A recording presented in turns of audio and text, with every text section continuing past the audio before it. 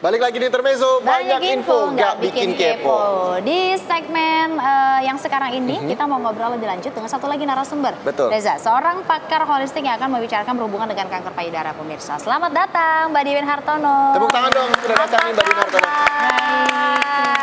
Kita ngobrol-ngobrol Mbak Diwin, di sini kalau misalnya ngomongin pakar holistik juga dengan kanker payudara, ini berhubungan sekali kah? Iya. Ya.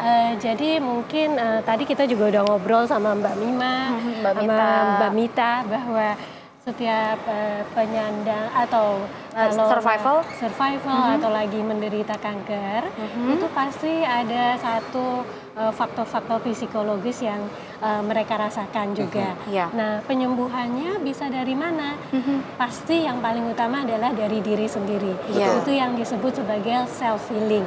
Menyembuhkan dari diri sendiri. Nah, kalau self healing itu kabarnya ada metode-metodenya. Ketika kita marah harus seperti apa? Penanganan juga ada, betul ya Mbak? Seperti apa Mbak Diwin itu? Nah, jadi kan tadi intinya adalah menyembuhkan diri sendiri. Yang tahu emosinya apakah sedih, lagi marah, apakah lagi takut, itu adalah diri kita sendiri. Nah, jadi metode self healing itu sangat simpel. Modalnya itu adalah cuma sentuhan, gerakan, dan nafas. Sentuhan, gerakan, dan nafas. Contohnya kayak gimana Mbak Diwin misalnya? Ya, jadi kalau misalkan kita lagi marah, ya. Marah misalnya. Kalau lagi marah, kita sentuh atau genggam aja jari jari tengah. kita. Oh, jari tengah. Jadi kayak begini, kalau misalnya, ini produser saya kok banyak mintanya gitu. Jadi saya harus kayak gini. Iya. Oke, kita pegang jari tengahnya ya. Jari tengah supaya kita nggak emosi. Biar kita nggak emosi. Di dunia barat kan orang kalau marah kan suka mengacungkan jari tengah. Ya. Oh, jadi kalau misalnya marah, antisipasinya adalah menggenggam jari tengah. Jadi ada dalam satu teknik self healing dari Jepang disebut Jinshinjutsu. Dia ada satu teknik yang simpel, mengharmoniskan emosi kita, mengharmoniskan. Jadi ya mengharmoniskan apapun yang lagi kita rasakan emosinya dengan hanya menggenggam jari. Nah, kita punya jari ada 10, ada 5, ada 10, ya, 10. 5 sebelah kanan, 5 sebelah kiri maksud saya.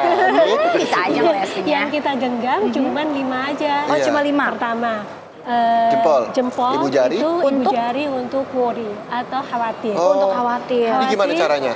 Menggenggam menggenggam. Jadi kalau misalnya kita khawatir nih pemirsa, yang Mbak Diwin adalah menggenggam ibu jari. Dengan menggenggam. Dan kok ini mau juga ada polisi atau santai? Mau ada apa santai aja. Mau ada kebakaran santai. Oh, tutup ya, panik harusnya ya. Terus selanjutnya? Ini daerah ini kan juga berhubungan dengan pencernaan. Makanya kalau kita khawatir, asam lambung naik. Ya kan? Iya. Makanya kenapa kalau misalnya orang lagi perutnya sakit suka dipencet-pencet sininya. Iya, betul.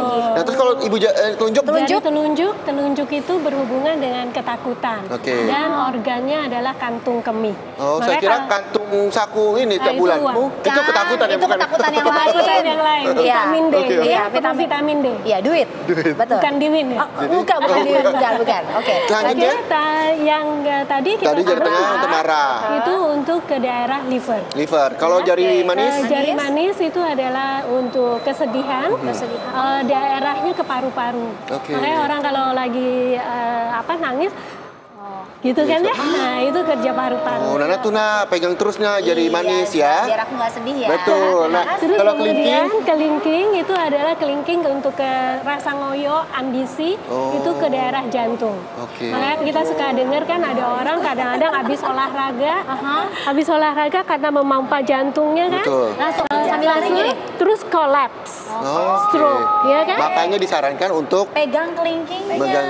Stretching dulu. Stretching dulu. Pemanasan untuk kita berbicara tentang bagaimana untuk menyembuhkan penyakit yang ada dalam diri kita dengan diri kita sendiri begitu. Kalau kita balik lagi ke kanker payudara, ini kan lagi-lagi motivasi, terus dukungan keluarga ini sangat penting begitu. Kita lagi-lagi tidak hanya diri sendiri untuk membangkitkan semangat, keluarga juga perlu. Ketika Mbak Mita mengalami kanker payudara gitu, apa sih peran dari pihak keluarga sendiri? Apakah harus selain materi pertama, karena memang materi ini sangat besar begitu ya untuk biaya pengobatan dan sebagainya, dukungankah menjadi salah satu cara untuk kita bisa bangkit lagi? Wah, itu yang paling tinggi. Yang paling tinggi. Yang paling tinggi. Yang sebenarnya paling tinggi itu adalah dukungan dari keluarga terdekat, baik itu suami, anak-anak, dan kedua orang tua mungkin ya, dan adik-adik.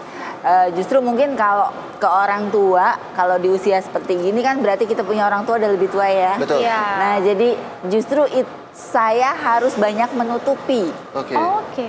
Karena takutnya Jadi dia pikiran-pikiran. shock gitu loh. Iya, betul. Kabarnya Nah, Mbak Mita, Love Pink ini juga bisa menjadi salah satu wadah untuk para Sharing. orang-orang yang mungkin mengalami kanker payudara mendapatkan dukungan lagi dari teman-teman barunya iya ya. betul. Jadi di Love Pink itu kita ada selain kita di sini kan visi misinya Love Pink sendiri adalah kita pendampingan dan kita mensosialisasikan secara dini tentang kanker payudara. Oke. Jadi dan dari sisi pendampingannya itu bisa pendampingan dengan sebagai konselor dan visitasi. Kita visitasi ke pasien-pasien dan ada lagi yang kita punya dua grup chat, yaitu grup warrior dan survivor. Warrior dan survivor. Pada saat tadi jeda iklan sempat ngobrol sama Mbak Mita, mungkin banyak pemirsa di rumah yang ketakutan, khawatir, rasa tidak percaya diri ketika terkena kanker payudara pasti akan hilang. Iya. Nah, ada yang mau Mbak Mita sampaikan kepada pemirsa ketika hilang itu sebenarnya ada lagi kok kalau misalnya memang mau ada lagi gitu si payudara tersebut begitu ya nggak sih Mbak Mita? Iya, bisa. Iya. Ada yang mau disampaikan? Jadi mungkin gini, kenapa sebenarnya kanker payudara ini kan kanker yang sangat mudah diobati kalau mau secara cepat ditanggulangi. Tapi kadang-kadang namanya kita wanita, buat kehilangan payudara kita, apalagi seperti saya kita kan dua-dua ya, kiri kanan gitu ya. Untuk kehilangan itu kan berat sekali. Betul. Ya rasanya udah nggak jadi perempuan lagi atau apa. Itu harus dari diri sendiri pertama. Yang kedua mungkin kalau yang memang harus, kita kan ada yang mungkin bekerja dan harus dengan penampilan dan segala macam, kan sekarang ada rekonstruksi juga gitu loh. Bisa juga kok.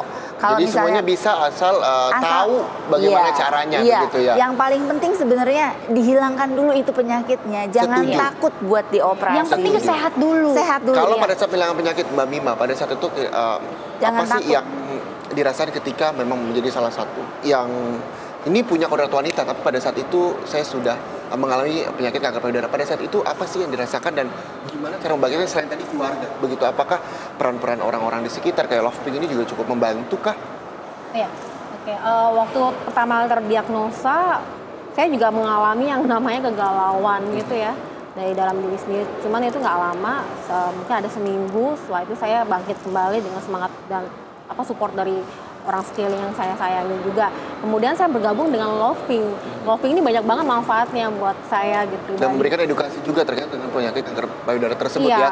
Dan karena apa? Di Love Pink ini manfaatnya itu banyak banget dari segi informasi seputar treatmentnya, penyakit kanker payudara seperti apa? Ngomong masalah kanker payudara, saya potong dulu. Ini kita juga punya nih pemirsa mitos dan juga fakta terkait penyakit kanker payudara. Ini dia.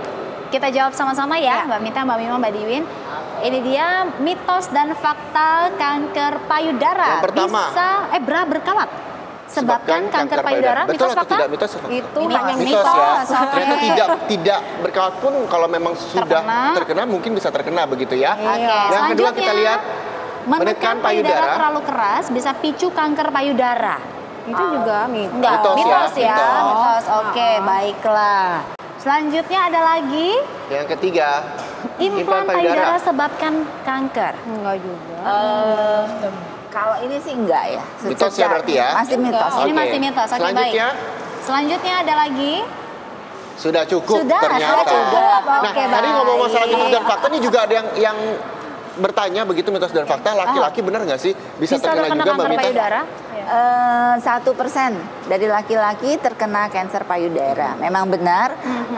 Dan sayangnya walaupun sedikit, jadinya lebih parah ya, karena kanker payudara yang 1% di laki-laki itu biasanya agak sulit tertolong karena laki-laki tidak punya kelenjar susu. Oke. Jadi dia lebih menyebar mudah ya, menyebar ke organ tubuh yang lain.